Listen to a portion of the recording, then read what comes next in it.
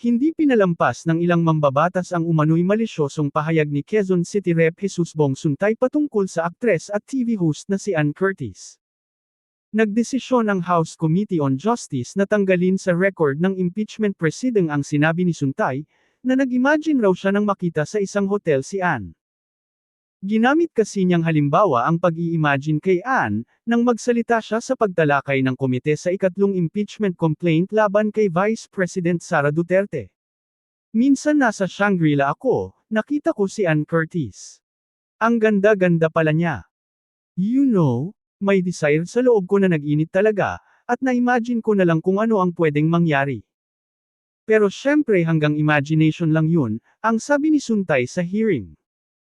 Binengga naman agad ng ilang miyembro ng komite ang pahayag ni Suntay, kasabay ng paghahain ng mosyon para tanggalin sa official records ng pagdinig ang nabanggit na bahagi ng manifestation ng kongresista. With all due respect to my friend Congressman Bong Suntay, it is just the start of the Women's Month, and I don't think that we should be hearing such comments from our dear colleagues, ang sabi ni San Juan Rep. Isabel Maria Zamora, na sinang-ayunan naman ng iba pang kongresista. Kasunod nito, binanatan ng mga netizens at ilang celebrity si Suntay at nanawagang mag-resign na sa kanyang posisyon, dahil sa kabastusang ginawa niya umano kay Ann Curtis. Isa nga sa mga unang nag-react sa issue ay ang kapatid ni Ann na si Jasmine. Narito ang buong pahayag ng Kapuso star bilang pagtatanggol sa ate niya na mababasa sa Facebook. This moment is not about one female celebrity. It is about how all women, regardless of profession, continue to be reduced to bodies in spaces dominated by men in power.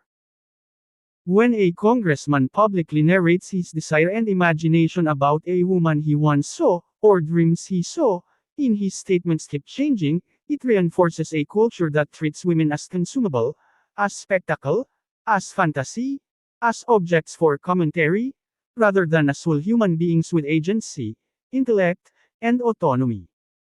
Public office carries with it the responsibility to elevate discourse, not diminish it. The halls of government should be spaces where women are discussed for their contributions, their ideas, and their leadership, not as imagined scenarios.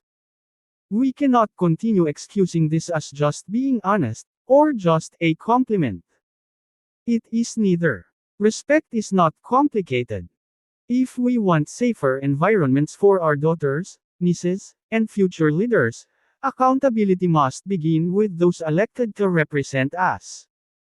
Bukod dito, nag-post din si Jasmine sa FB hinggil dito kalakip ang ilang art cards na nananawagan ng resignation ng kongresista.